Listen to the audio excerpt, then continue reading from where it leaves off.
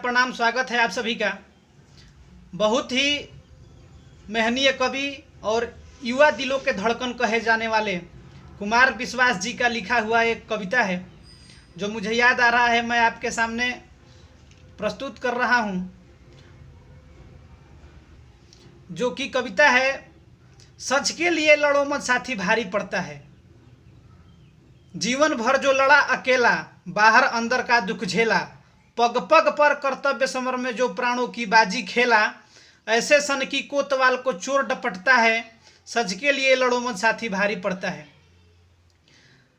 किरणों को दागी बतलाना या दर्पण से आंख चुराना, कीचड़ में धस के औरों को गंगा जी की राह बताना, इन सब से ही अंधकार का सूरज चढ़ता है। सच के लिए लड़ो मत साथी भारी पड़ता है। तो इतिहास गवाह है, जो सच के लिए लड़ा है उसे बहुत ही मुश्किल भरे रास्तों का सामना करना पड़ा है और कांटों भरे रास्ते से होकर गुजरना पड़ा है। अभी जो देश की सच्चाई है, जो देश का समय वर्तमान चल रहा है, उसमें मैं एक वीडियो देख रहा था जिसमें श्याम रंगीला जी का एक वीडियो देख रहा था। राजस्थान का मिमिक्री आर्टिस्ट श्याम रंगीला, उन्होंने एक पेट्रोल के बढ़ती कीमतों के ऊपर एक वीडियो बनाया था। तो वो वीडियो बहुत ही विवादित हुआ, यहाँ तक कि सुनने में आया कि उनके ऊपर केस भी दर्ज हुआ है। बताइए, सच बोलने के लिए अगर हमें जेल जाना पड़े, सच बोलने के लिए हमारे ऊपर एफआईआर किया जाए, तो ये कितना निंदनीय बात है, ये कितना निंदनीय घटना है। हम ऐसे स्वतंत्र देश के नागरिक हैं जिसे सच बोलने के लिए इतनी भारी कीमत चुकानी पड़ सकती है, सच बोलने के लिए हमें जेल जाना पड़ सकता है। तो बताइए कि हमारा आवाज़ कौन उठाएगा? हम अपनी जो मन की भावनाएं हैं कैसे किसी दूसरे तक पहुंचा सकेंगे और अपने दिल की बात किसे हम सुना सकेंगे, जब हमें इतनी बड़ी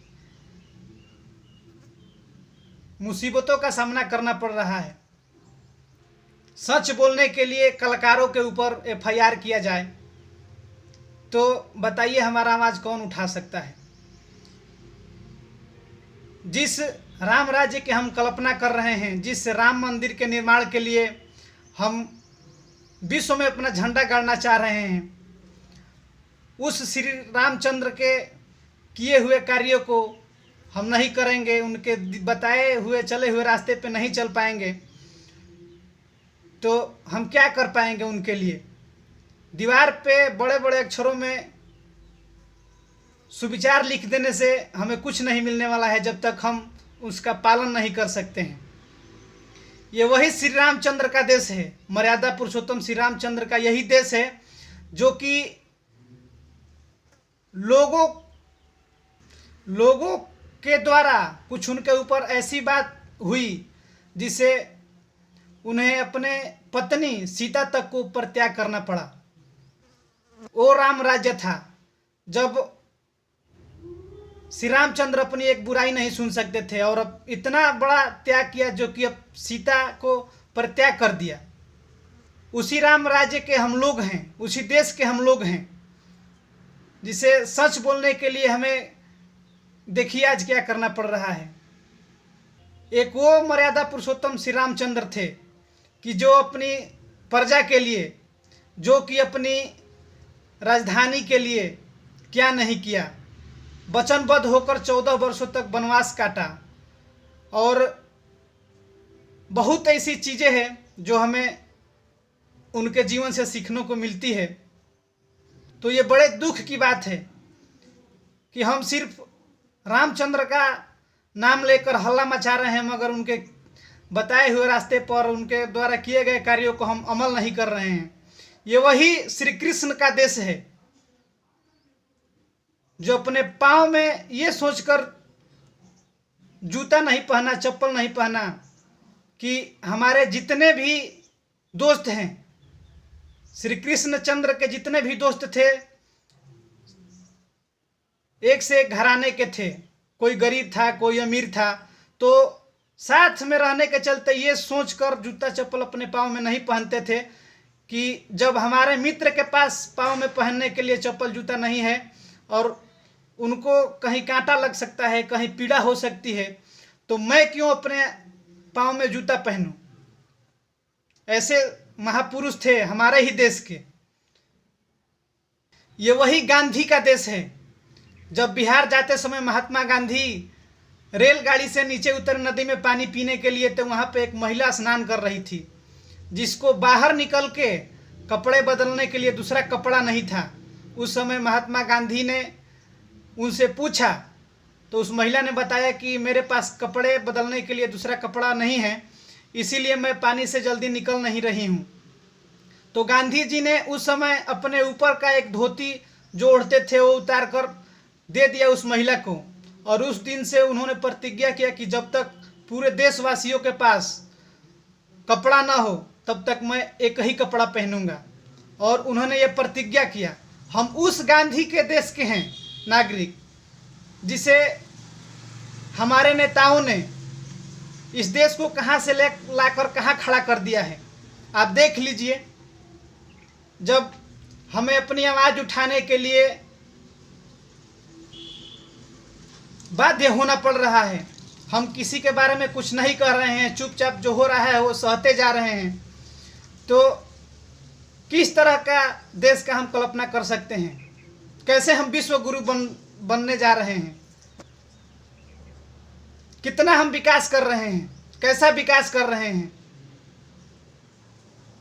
बड़े ही दुख की बात है कि राजनीति की रोटी सेधने के लिए, राजनीति की रोटी पकाने के लिए हमें किस तरह उपयोग किया जा रहा है, जितना भी देश की जनता है उसे किस तरह बेवकूफ़ बनाया जा रहा है, ये सब जग जाहिर है।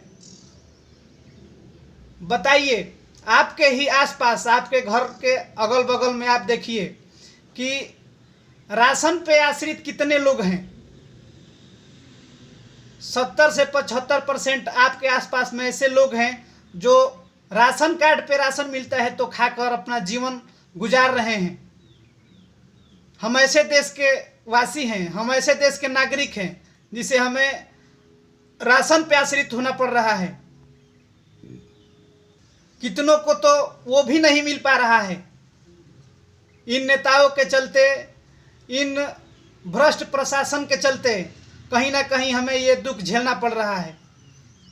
जब तक एक एक नागरिक ठीक नहीं होगा, चाहे वो साधारण हो, चाहे सरकारी सेवा में हो, चाहे प्राइवेट सर्विस में हो, सब जब तक ईमानदार नहीं होंगे और एकजुट होकर इन नेताओं के प्रति हम जब तक अपना आवाज़ नहीं उठाएंगे, तब तक हमारी स्थिति यही रहेगी और हम भेड़ बनकर इन भेड़ियों से मारे जाएंगे। एक ना एक दिन यही चलता रहेगा हमारे देश में। विकास के नाम पे, कभी वोट के नाम पे, कभी राजनीति के, कभी जाति के नाम पे ये राजनीति करने वाले लोग हैं जो हमारा इस्तेमाल कर रहे हैं। बताइए, 70 से 75% जिस देश की जनता राशन कार्ड पे मिलने वाले राशन के लिए आश्रित है, उस देश में हम बुलेट ट्रेन की कल्पना कर रहे हैं। जब चुनाव नज़दीक आता है तो एक से एक वादे किए जाते हैं। उस समय बुलेट ट्रेन धड़ाधड़ चलने लगती है। उसके बाद जहां चुनाव खत्म, सब वादे खत्म, पता नहीं विकास कहां पागल होकर घूमने लग जा रहा है। ये हमारे देश की सच्चाई है। जब भी हम अपनी आवाज़ उठाना चाह रहे हैं, जब भी हम कुछ कहना चाह रहे हैं, तो हमारे ऊपर किस तरह की चुड़िया कसी जा रही है। ये न्यूज़ और अखबारों में देखने को मिल रहा है। क्या बताएं हम। इस तरह का हम राजनीतिक दल के लोग को चुन रहे हैं, इस तरह का हम नेता का चुनाव कर रहे हैं जो हमारा ही शोषण कर रहा है, और हम खुशी खुशी सर झुकाए सब सहते हैं और मुंह से कुछ नहीं कह पा रहे हैं। यह अपने देश की सच्चाई है। यही अपना भारत देश महान है, जिसके लिए महापुरुषों ने बलिदान दिया, हंसते हंसते फांसी पे झूले। एक अलग प्रकार का उन्होंने सपना देखा था। आप देखिए कि उस सपने को हम कितने प्रतिशत तक साकार कर पा रहे हैं, उस सपने को कहाँ तक हम दिशा दे पा रहे हैं और हम किस दिशा और देश को लेके जा रहे हैं।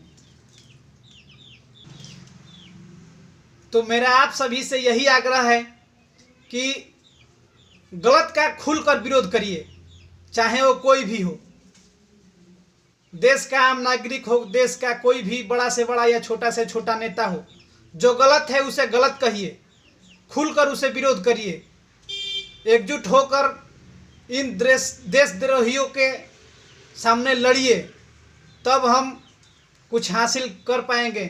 नहीं तो हम इसी तरह कुटते पीसते रह जाएंगे और कुछ नहीं हमारा हो सकता है।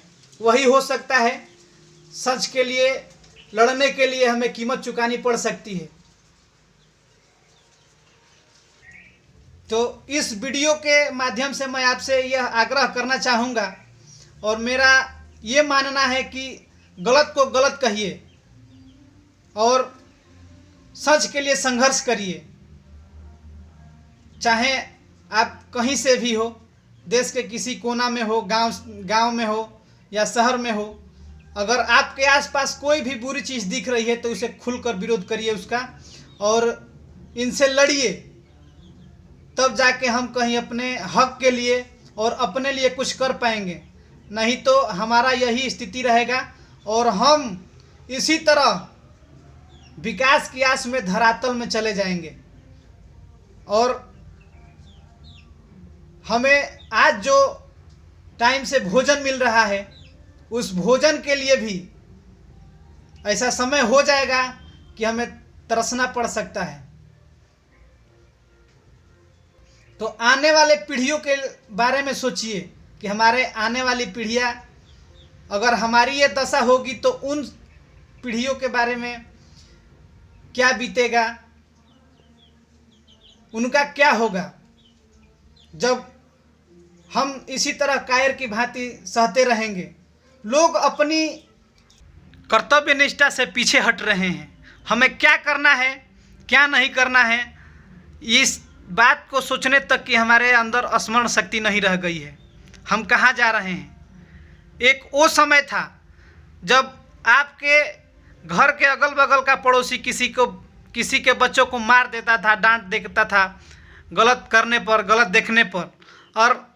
और हम आज उस परिस्थिति में आ चुके हैं, उस समाज में जी रहे हैं जहाँ कि आपके ही घर का बच्चा गलती कर रहा है, आपके भाई का ही बच्चा कोई गलती कर रहा है, तो आप ये समझकर उसे नहीं डांट रहे हैं, ये सोचकर नहीं उसे कुछ बोल पा रहे हैं कि वो तो फला का लड़का है, हमें क्या लेना। इस हद तक हम अपनी सोच को ला दिए हैं और हम किस दिशा में जा रहे हैं इस पे हमें विचार करने का समय है। हम विचार करें। तो इस वीडियो के माध्यम से मुझे बस यही एक बात आपसे कहना है, आग्रह करना है कि आप अपने आसपास जो भी चीज़ देख रहे हैं, जो गलत हो रहा है, उसका खुलकर विरोध करिए और अपने हक के लिए लड़ें। और कोई भी गलत चीज़ हो तो हमें एकजुट होकर उस चीज़ के लिए आवाज़ उठाएं, अपने हक के लिए लड़ें। धन्यवाद।